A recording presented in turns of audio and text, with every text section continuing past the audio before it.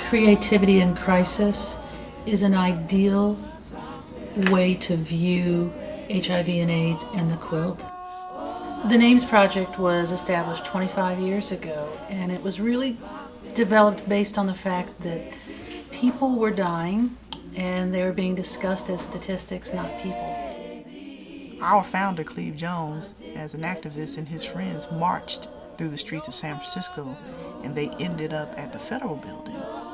They took the cardboard placards and they wrote the names of their friends and they put it against the Federal Building.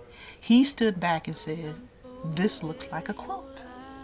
What better iconic symbol than a quilt? The Smithsonian Folklife Festival is a way to unearth and connect people in a whole different way with the quilt. We're going to have a large display of the quilt that will be traded out every 2 or 3 days. 300 12x12s, which is bigger than the first year, 1987, that we did, and will be traded out 3 times. So we'll have a total of about 900 just at the Smithsonian and throughout the city.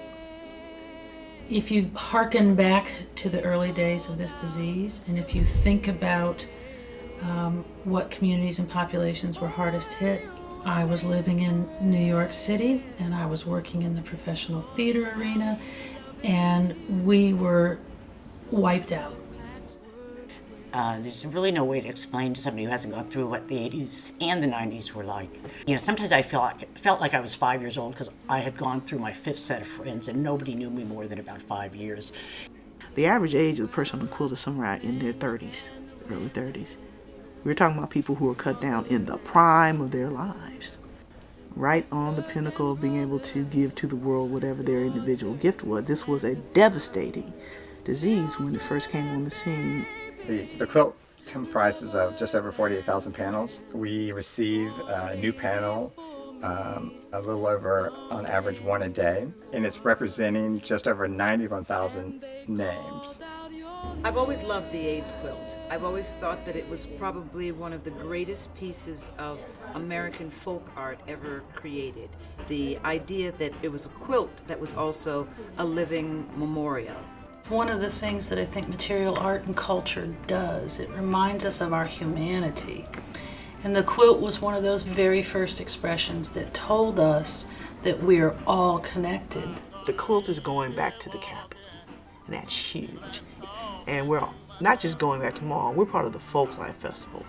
And the quilt is not just an expression of memorial, it's the largest piece of community folk art in the entire world. We'll have the replica of the Market Street Workshop. We'll have a community workshop area where people can work on single panels. We have narrative stages with topical discussions day in and day out around quilting, around individual expression, artistic expression, the global epidemic, everything you can think of that's an intersection with this quilt.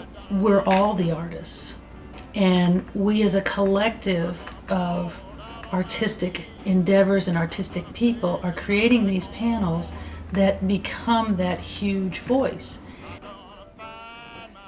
This summer we are going to roll that quilt out, and people are going to see that they weren't just people who didn't matter, that they were living, breathing human beings, mothers, sisters, brothers, friends, people who remembered them and loved them enough to make sure that their name lives forever.